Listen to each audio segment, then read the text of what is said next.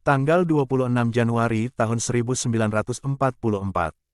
Yesus bersabda, "Hal-hal yang kau lihat mengajarkan kepadamu dan kepada yang lainnya satu pelajaran, yakni pelajaran mengenai kerendahan hati, penyerahan diri dan keharmonisan yang selaras." Suatu pelajaran yang diberikan sebagai teladan bagi segenap keluarga-keluarga Kristiani, dan khususnya bagi keluarga-keluarga Kristiani di abad yang teristimewa menyedihkan ini. Kau telah melihat sebuah rumah miskin, dan yang terlebih menyedihkan, sebuah rumah miskin di suatu negeri yang asing.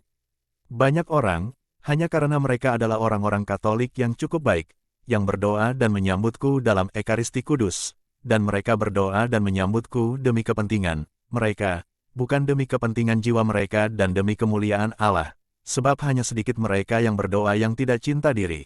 Banyak orang akan berpura-pura memiliki hidup yang sejahtera, bahagia, berlimpah secara material, terlindungi baik bahkan dari kesusahan yang paling ringan. Yosef dan Maria memilikiku, Allah yang sejati, sebagai putra mereka, dan meski demikian mereka bahkan tidak memiliki sedikit saja kesenangan menjadi miskin di negeri mereka sendiri, di mana mereka dikenal, di mana setidaknya ada rumah mungil mereka sendiri, dan masalah tempat tinggal tidak menambah beban pikiran pada masalah mereka yang banyak, di negeri di mana, sebab mereka dikenal, lebih mudah bagi mereka untuk mendapatkan pekerjaan dan menyelenggarakan kebutuhan-kebutuhan hidup mereka. Mereka adalah dua pengungsi justru sebab mereka memilikiku. Iklim yang berbeda, negeri yang asing, begitu menyedihkan dibandingkan dengan pedesaan Galilea yang manis, bahasa yang asing, kebiasaan-kebiasaan yang berbeda, tinggal di antara orang-orang yang tidak mengenal mereka, dan yang pada umumnya mencurigai para pengungsi dan orang-orang yang tidak mereka kenal. Mereka dijauhkan dari perabotan yang nyaman dan tersayang di rumah mungil mereka, dari begitu banyak barang sederhana dan yang dibutuhkan yang mereka miliki di sana, dan yang kelihatannya tidak begitu penting. Sementara di sini, di tengah kekosongan yang melingkupi mereka, tampak bahkan begitu indah bagai barang-barang mewah yang menjadikan rumah-rumah orang kaya begitu mempesona. Dan mereka merasakan nostalgia baik atas negeri mereka dan rumah mereka. Mereka khawatir akan barang-barang sederhana yang mereka tinggalkan. Akan kebun kecil sayur mayur dan buah-buahan di mana mungkin tak seorang pun merawat pohon-pohon anggur dan pohon-pohon ara mereka, dan tanam-tanaman lain yang berguna. Dan mereka harus menyelenggarakan setiap hari makanan, pakaian, api, dan untukku, seorang kanak-kanak, yang tak dapat mereka beri makan dengan makanan yang sama seperti yang mereka santap sendiri. Dan hati mereka sedih, sebab rindu akan kampung halaman, akan ketidakpastian masa mendatang, dan kurangnya kepercayaan orang yang enggan.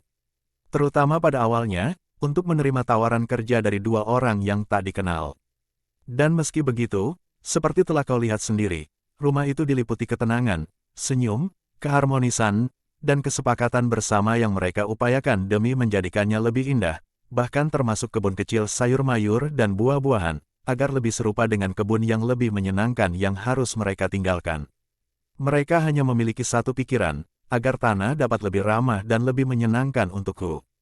Sebab aku berasal dari Allah, adalah kasih dari orang-orang percaya dan sanak keluarga yang menyatakan dirinya dalam berbagai macam cara, dari kambing kecil yang mereka beli dengan banyak kerja lembur, hingga mainan-mainan kecil yang diukirkan pada sisa-sisa kayu, hingga buah yang dibeli hanya untukku seorang, sementara mereka sendiri tidak melahap makanan.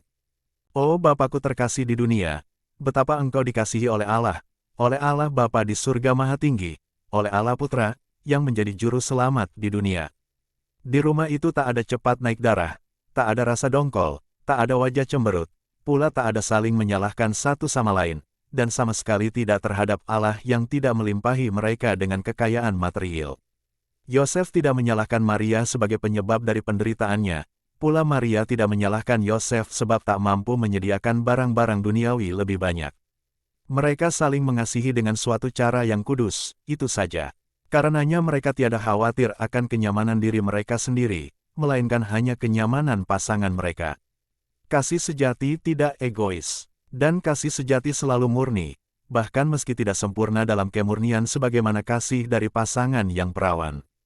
Kemurnian digabungkan dengan cinta kasih menghasilkan sederetan keutamaan-keutamaan lain dan karenanya dua orang yang saling mengasihi dengan murni akan menjadi sempurna. Kasih antara Maria dan Yosef sempurna. Oleh karenanya kasih itu menjadi suatu pendorong kepada setiap keutamaan lain dan teristimewa cinta kasih kepada Allah.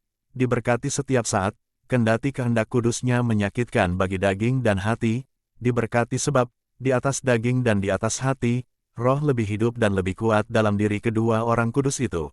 Dan mereka memuliakan Tuhan dengan puji syukur sebab mereka telah dipilih sebagai para pelindung dari putra kekalnya. Di rumah itu mereka berdoa. Kalian berdoa terlalu sedikit di rumah-rumah kalian sekarang ini. Matahari terbit dan terbenam, kalian memulai pekerjaan kalian, dan kalian duduk di sekeliling meja tanpa memikirkan Tuhan, yang telah memperkenankan kalian menyaksikan suatu hari yang baru, dan lalu hidup dan menyaksikan suatu malam yang baru. Yang telah memberkati pekerjaan kalian dan telah menjadikannya sebagai sarana bagi kalian untuk membeli makanan, api, pakaian, rumah yang begitu penting bagi hidup manusiawi kalian. Apapun yang berasal dari Allah yang baik adalah baik. Bahkan meski itu sangat sederhana dan amat sedikit, kasih memberinya rasa dan tubuh, kasih yang memperkenankan kalian melihat ke dalam Pencipta kekal, Bapa yang mengasihi kalian. Di rumah itu ada kesederhanaan dan tetap akan ada bahkan meski ada uang berlimpah. Mereka makan untuk hidup. Mereka tidak makan demi memuaskan kerakusan mereka.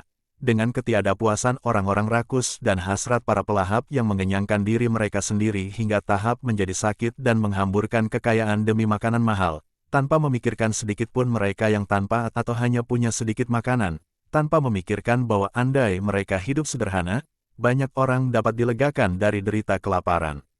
Di rumah itu mereka mencintai pekerjaan dan mereka akan tetap mencintainya bahkan meski ada uang berlimpah. Sebab orang yang bekerja mentaati perintah Allah dan membebaskan dirinya dari sifat buruk, yang seperti Ivy yang liat mencengkeram dan mencekik orang-orang malas, yang bagai batu-batu karang yang tak tergoyahkan. Makanan itu baik, istirahat itu menenangkan, hati merasa bahagia, apabila kalian telah bekerja dengan baik dan kalian menikmati waktu istirahat antara satu pekerjaan dengan pekerjaan berikutnya. Di rumah-rumah ataupun dalam benak-benak mereka yang suka bekerja, tak dapat muncul berbagai macam sifat buruk. Dan, apabila berbagai macam sifat buruk tidak ada, kasih, penghargaan, saling menghormati akan berkembang dan anak-anak kecil tumbuh dalam suasana yang murni dan dengan demikian mereka menjadi asal-muasal dari keluarga-keluarga kudus di masa mendatang. Kerendahan hati berkuasa dalam rumah itu. Betapa suatu pelajaran kerendahan hati bagi mereka yang sombong. Maria, dari sudut pandang manusia, mempunyai beribu alasan untuk dibanggakan dan dipuja oleh pasangannya. Banyak perempuan sombong hanya karena mereka mengenyam pendidikan yang sedikit lebih baik, atau karena berasal dari keturunan yang lebih bangsawan, atau dari keluarga yang lebih kaya dibandingkan suami mereka. Maria adalah mempelai dan bunda Allah, dan kendati demikian ia melayani, dan tiada berharap dilayani, pasangannya. Dan ia penuh kasih kepadanya. Yosef adalah kepala keluarganya, dinilai Allah sungguh layak menjadi kepala dari sebuah keluarga, sekaligus dipercaya oleh Allah dengan tugas melindungi inkarnasi sabda dan mempelai roh yang kekal. Dan meski begitu ia antusias untuk membebaskan Maria dari pekerjaannya, dan ia mengerjakan tugas-tugas yang paling remeh dalam rumah agar Maria tidak capai, bukan hanya, melainkan kapanpun ia dapat melakukan yang terbaik demi menyenangkannya dan menjadikan rumahnya lebih nyaman dan kebun kecilnya lebih indah. Dalam rumah itu tata tertib dihormati, adikodrati, moral, material. Allah adalah kepala tertinggi dan ia disembah dan dikasihi, tata tertib adikodrati. Yosef adalah kepala keluarga dan ia dikasihi, dihormati dan ditaati, tata tertib moral. Rumah itu adalah pemberian Allah, juga pakaian-pakaian dan segala perabotan. Penyelenggaraan Allah dimaklumkan dalam segala hal, dari Allah yang menyediakan wul bagi domba, bulu-bulu bagi burung, rerumputan bagi padang-padang rumput, jerami bagi hewan-hewan, biji-bijian dan dahan-dahan bagi burung-burung, yang menenun pakaian bagi bunga lili dari lembah. Rumah, pakaian, perabotan diterima dengan syukur, dengan memberkati tangan ilahi yang menyediakannya bagi mereka, dengan memeliharanya penuh hormat sebagai pemberian dari Allah, tanpa ada humor buruk sebab barang-barang itu sangat sederhana, tanpa penyalahgunaan, tanpa melecehkan penyelenggaraan ilahi, tata tertib material. Kau tidak mengerti perkataan yang saling mereka ucapkan dalam dialek Nazaret. Pun kau tidak mengerti kalimat-kalimat doanya.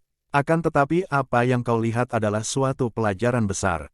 Renungkanlah itu, Kalian semua yang sekarang menderita begitu banyak sebab kalian gagal dalam begitu banyak hal terhadap Allah, juga dalam hal-hal di mana pasangan yang kudus itu tidak pernah gagal, pasangan yang adalah Bunda dan Bapakku.